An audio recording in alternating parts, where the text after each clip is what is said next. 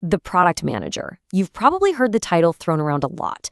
It's one of the most dynamic, most sought after, and honestly, one of the most misunderstood jobs in the entire tech world. It seems like everybody wants to be one, but what do they actually do all day? Well, that's what we're here to figure out. We're going to demystify this role once and for all. All right, so here's how we're going to tackle this. First, we'll dive right into why this role is so confusing to begin with. Then, we're going to break it all down using a really clear 4-part framework that'll give you a rock-solid grasp of what great product management is all about. So yeah, let's start with the big problem, right? If you walk on to any product team and ask 10 different people, you ask an engineer, a designer, a marketer, hey, what does your product manager do? I bet you're going to get 10 totally different answers. So why is this job so notoriously hard to pin down?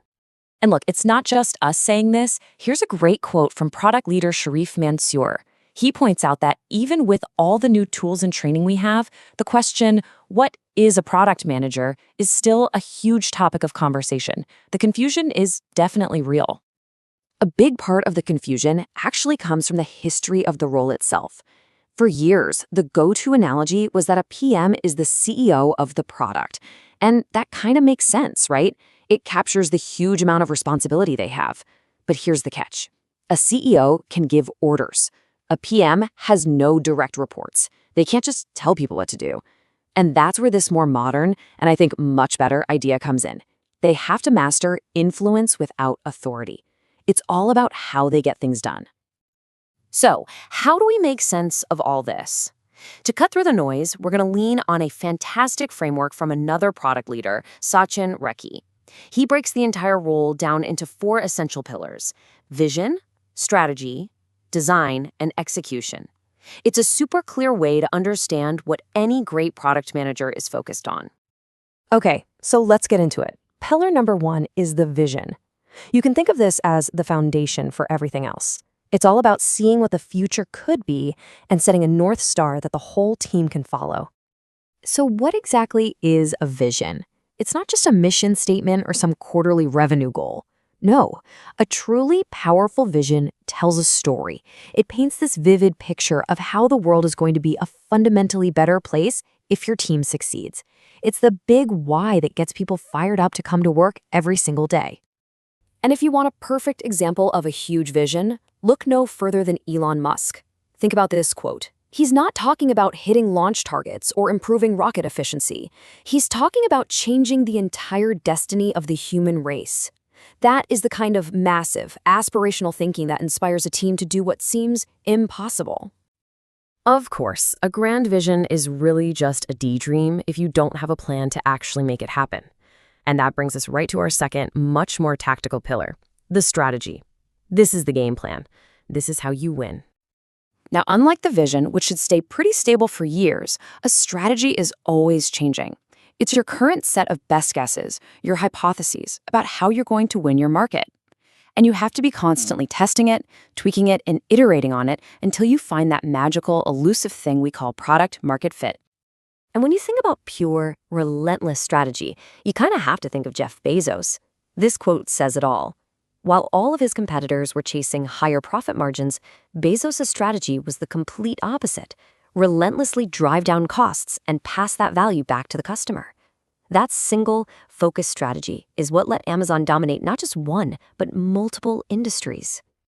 So what does building a strategy actually look like day to day? Well, it's really about answering a few key questions. A great PM has to define, first, who is our exact target customer? Who is at the center of our bullseye? Second, what is their problem? And is it a real painkiller they absolutely need, or just a vitamin that's kind of nice to have? Third, what's our unique promise to them? And finally, and this is a big one, how is our solution not just a little bit better, but 10 times better than anything else they could use?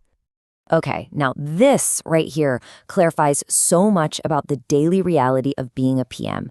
You've probably seen that famous Venn diagram with product management sitting in the middle of UX, tech, and business. A lot of people see that and think the PM is just a coordinator or project manager, but that's not it at all. What it really represents is the constant, difficult art of the trade-off. Every single day, a PM is balancing what users want with what's actually possible to build and what makes sense for the business. It is a tough juggling act. So we've got our why from the vision and our how from the strategy. Now it's time to talk about the feel of the product. And that brings us to our third pillar, design. This is all about crafting that end-to-end user experience. You know, not too long ago, good design just meant the product worked and you could figure out how to use it. It was useful and usable. But today, the bar is so much higher. Customers don't just expect function. They expect a delightful experience, something that creates a real positive emotional connection. And of course, the absolute master of delightful design was Steve Jobs. His quote just nails his whole philosophy. That famous simplicity of Apple products, it isn't simple to make. It's the result of an incredible amount of intense, behind-the-scenes work to get to that level of clarity.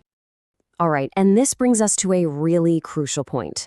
You can have a world-changing vision, a genius strategy, and a design that people fall in love with. But if those ideas just stay on a whiteboard, they are completely worthless. This brings us to our final and maybe the most critical pillar of all, execution. This is about making it real. And don't just take my word for how important this is. Sachin Rekhi's advice on this is super blunt. If you're a product manager and you are not spending at least 60% of your time on execution, you are doing it wrong. This is where the rubber meets the road. It's about shipping product and actually getting it into the hands of your customers. So, what does great execution look like? Well, it's driven by this simple but incredibly powerful loop. First, you define your ideas as clear hypotheses, as educated guesses. Then you validate those guesses with customers, with data, with prototypes. And then you iterate. You take what you learned and you adapt and refine the product. The whole game is to spin this loop as fast as you possibly can, to learn and adapt faster than your competition. Now, one thing that often comes up in execution is this confusion between a product manager and a product owner. The easiest way to think about it is this. The product manager focuses on the why. They set the vision. The product owner focuses on the how. They break that vision down into the day-to-day work for the team. And honestly, on a lot of modern teams, the best PMs empower their engineers and designers to take on that product ownership role themselves because they've given them such a clear understanding of the why. Okay, so let's bring this all home. What are the big things to remember? First, great product management is a balancing act across those 4 pillars: vision, strategy, design, and execution. Second, the whole job is defined by this core tension of having CEO-like responsibility, but none of the actual authority. Third, their day-to-day reality is just a constant series of making really tough trade-offs. And finally, the ultimate goal isn't just to manage a product. It's to empower an entire team to turn a compelling vision into a real, successful thing in the world. So in the end, there really is no single, perfect, one-size-fits-all definition of a product manager. As Sharif Mansour says so well, it's not black and white. Depending on the company, the product, the team, the job can look really different. The emphasis on each of those 4 pillars can shift. It's a role that's truly defined by its complexity and its adaptability. And maybe that's the real takeaway here. The product manager role isn't just one job, it's a whole spectrum of skills. So the better question isn't just, what does a PM do? The real question is, what kind of product leader will you be? Which of these pillars are you going to lean into? That's the question we're thinking about.